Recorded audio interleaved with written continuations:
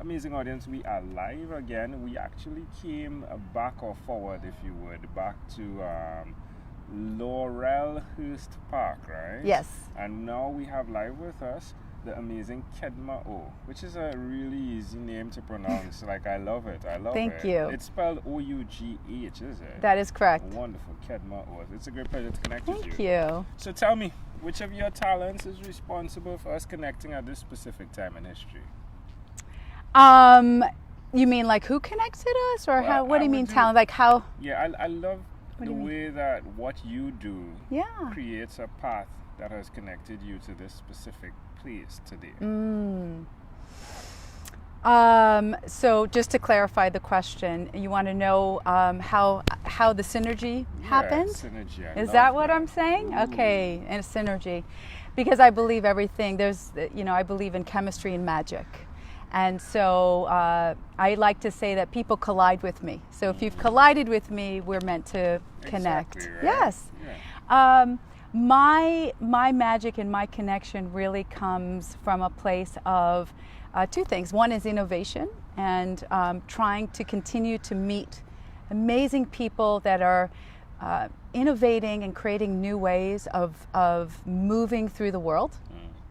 And the second thing that I'm really clear on is breaking through barriers. So I look for people who can slice through challenges and teach others how to do it. So one of those two things brought us here. Well, I am doing two of those things, actually.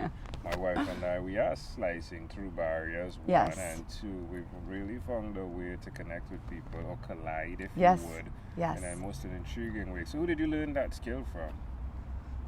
You know, I think that a lot of that skill, I don't know how to say, I don't think it was learned in academia. I think it was learned from where we are today, and I'm really spiritual.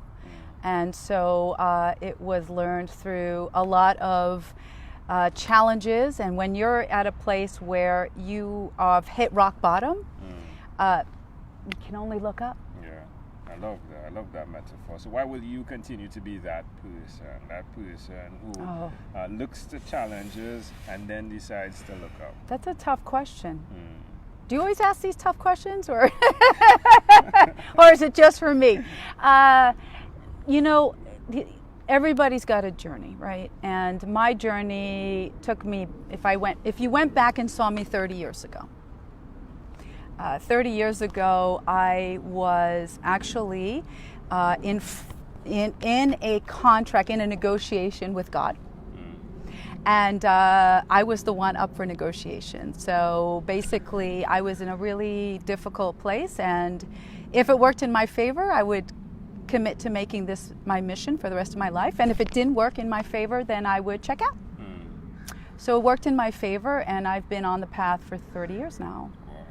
And I will be honest with you to say, because we talked before, I love my family. I have 3 boys. I'm married 17 years. You know, my life with them is everything, and my mission is more important than my family. Yeah. Immediately, your cape blows, right? Please do explain the cape to us. Oh, please. yes. So I'm known as a small business superhero, and I teach people that you can become a small business superhero, or a superhero, depending on what your focus is. And I'm not an actress. I don't go to the movies and get paid. I am the real deal. And to really take the oath of being a superhero is a lot of work, because you have to commit to doing good in the world, and you have to commit to fighting injustice. You can't just be good in the world. You can't just say, I'm going to do and be good, and I'm going to show up. And you can't just do that, because superheroes actually have to fight villains. And so I do both. And my job is to just open up doors and remove barriers for small businesses. I love that. Where's the best place for people to connect with you? Probably it's easy, KedmaOugh.com, KedmaOugh.com, or that's probably the best way, or LinkedIn, All right. or through you. All right, there we go. Definitely, and we could definitely place the links in this this post. Well, do tell me one other thing that you've done consistently over the last 3 years. Love that. So I have a book coming out next year with McGraw-Hill, and it's called Target Funding. Yep. And my job is to teach. This is not a feel-good book. This is not a motivational book.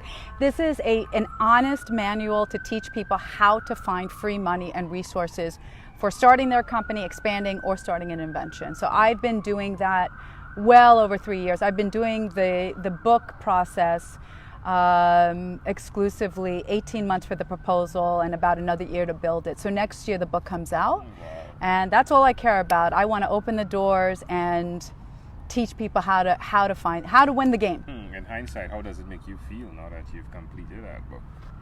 It's still in progress. Okay. Oh yeah, we're still.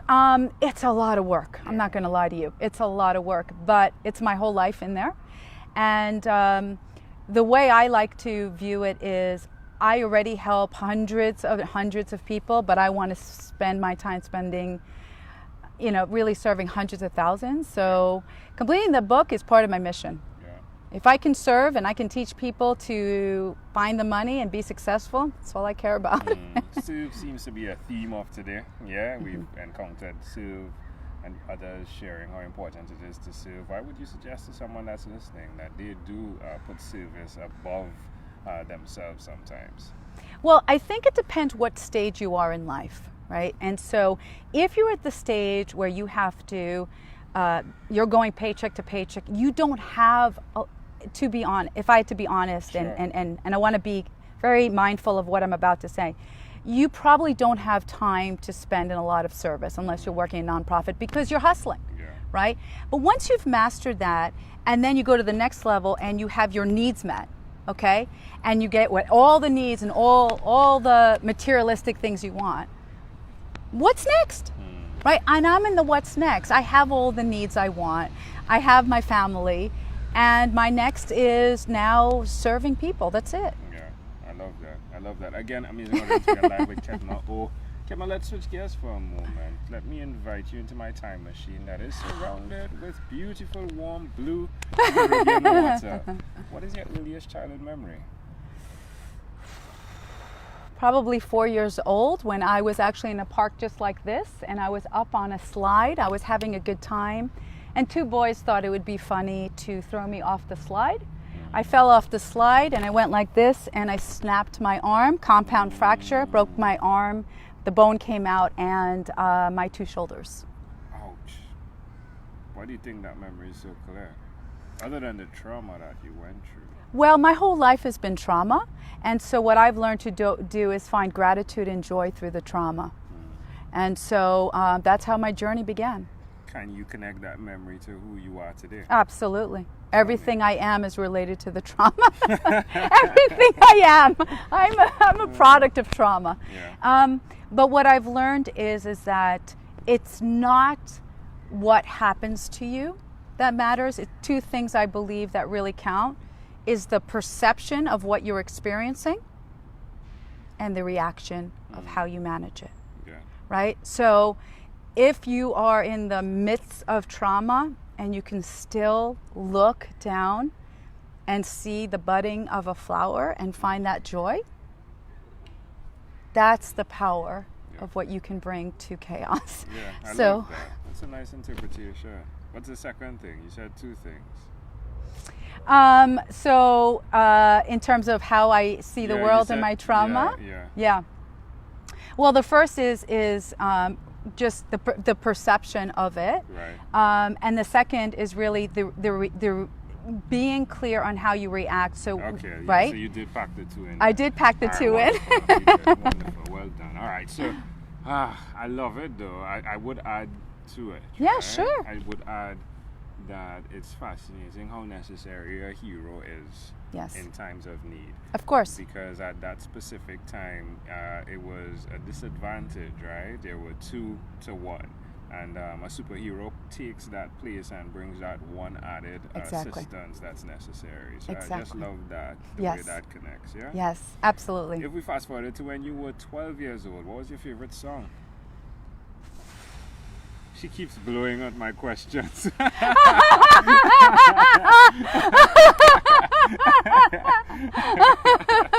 She keeps going.